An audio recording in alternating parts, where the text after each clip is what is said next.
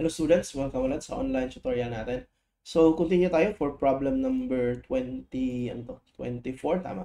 So, we have a frame here, and then for the given frame daw, compute the moment at C, reaction at A, and reaction at C. So, you cannot for this one, this is actually indeterminate sa second degree. Now, you can actually use yung using, for example, kung gusto nyo force method, pwede bang, anong tawag doon? Pwede din, yung bang virtual work, pwede rin actually, but you will need to create a compatibility equation, parang ganun. So, medyo mahirapan tayo dito kasi dalawa kasi this is indeterminate to the first degree, to the second degree, so medyo mahirap to. The best and the fastest way to solve for this one is actually using moment distribution sa frame. Okay? So, paano natin gagawin to? So, madali lang, no? So, notice we have two segments para dito, no? Meron tayong segment AB, meron tayong segment BC. Again, considering moment distribution. The first thing that we need to do is to determine the stiffness of both segments kasi the stiffness will actually give us the distribution factor. Sige. So, ang stiffness ng AB, notice AB, ang A is actually pin. So, since pin yan, we can use 3 EI over L. Basta pin kasi, that's 3 EI over L. No? Ang stiffness. While pag fixed ang far end, this is actually 4 EI over L. So, ito yung stiffness natin. Anyway, solving for the distribution factor natin. So, diretso na, no? So, this is BC man. So, that's, ang BC is 4 over L. Anyway, EI is just the same for both section. So, ang EI natin will cancel out. So, magiging 4 over 6 over 3 over 6 plus 4 over 6. So, meaning, ang distribution factor for BC, ito, is actually 8 over 17. While ang distribution factor ng BA, by the way, BA represents this beam. So, ang stiffness niya is, or AB, represents 3 over 4, no? So, 3 over 4. Yan. So, anyway, that's 9 over 17. So, for moment distribution, usually ito yung ginagawa ko. I write a horizontal line sa itaas, and then A, B, C, and then I create boxes, no, representing the distribution factor. So, ito yung first box for A. Second, meron tayong dalawang box for B, kasi B is actually connected with two members, yung point B. And then C is actually only one member lang yan. So, that's 0. By the way, 0 to yung distribution factor for fixed is 0, while for pin, that's 1. So, next, ang gagawin natin, let's try to solve for the fixed end moments. Now, notice, sa segment AB, walang load dyan, walang fixed end moment. Yan, kaya 0, 0. However, for BC, meron tayong load 90. So, ang fixed end moment ito, I hope naalala nyo pa, that's actually PA B squared over L squared. Diba? So, PA B squared over L squared. So P, P is 90 times, anong halit yun? 90 times B squared, that's 3, no? Ang B is 3. So, that's 3 squared times A over L squared. Sorry, that's 3 over L squared. Ang length is 6.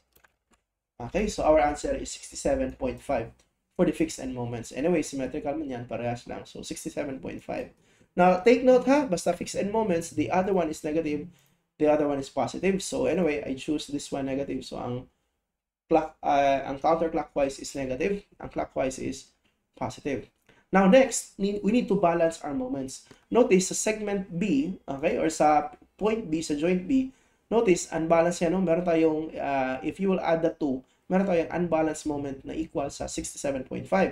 So, yung unbalanced moment na 67.5, by the way, unbalanced moment is the sum of the moment of these two, yung magkadigit. So, 0 plus negative 67.5. So, negative 67.5 ang unbalanced moment. I-times natin yan sa negative of the distribution factor. For example, yung negative 67.5, which is the unbalanced, sir, paano malalaman sila unbalanced? I-add mo lang yung dalawa.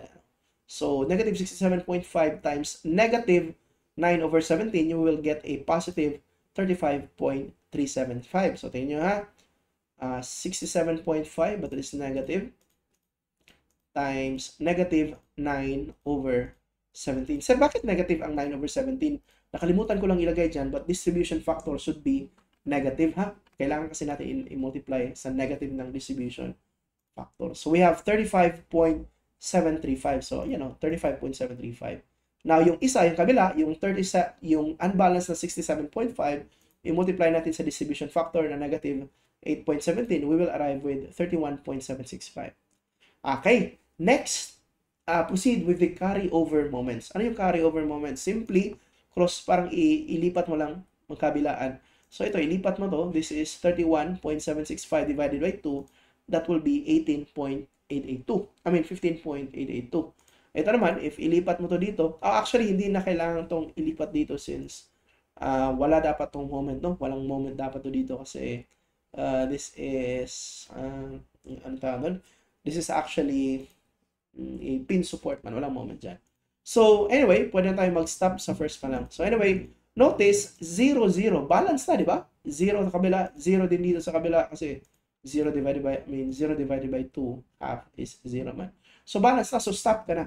And then after that, sum up all the loads. Sum up all the, yung answers natin. So, meaning ito, so ang moment pala sa C will be 67.5 plus 15.882. Ang moment pala sa B, ito is negative 67.5 plus 31.765. We have negative 35.735, which is actually dapat the same lang sila para balance. Okay?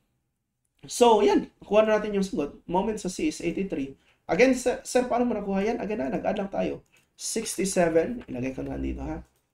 67.5 plus 15.882. So, yan. Ay, sorry. So, that is equal to 83.382. Sir, paano mo ginawa yan? Again, itong 67.5, this is actually the fixed end moments considering this one. No? Meron tayong 90 fixed end moment na yung ganito ba? Di ba? Ang moment dito is P A squared B. This is A, this is B over L squared. Kaya nakuha ko yung 67.5.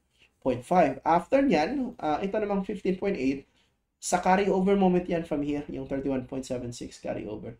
So, i-add mo lang yan. Ito yung moment.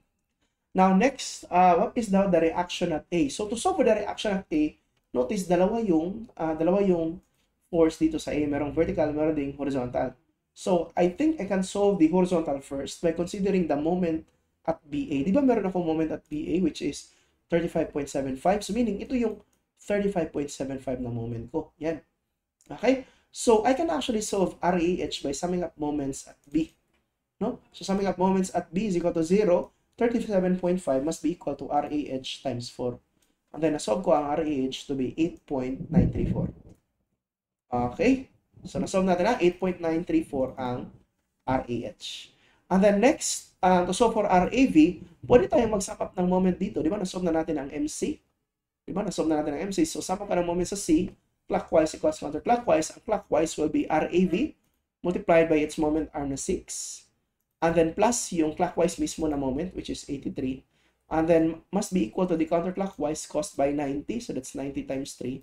Ang moment arm niya 3. And then itong RAH, ang moment arm ng RAH with respect to point C is equal to 4. Yan. So notice RAV is now equal to 37.059. So to solve for RAV, square root lang of RA, to solve for RA, square root of RAV plus RAH. So our answer is 32.128. However, notice, wala sa choices, no? Yan, wala sa choices. The same din, actually, dito sa C. Kasi masusoma natin ang C by summing up forces horizontal and vertical. Now, again, may mali naman, I think may kulang dito sa problem siguro yung EI or kung ano ba yung nakalimutan ilagay.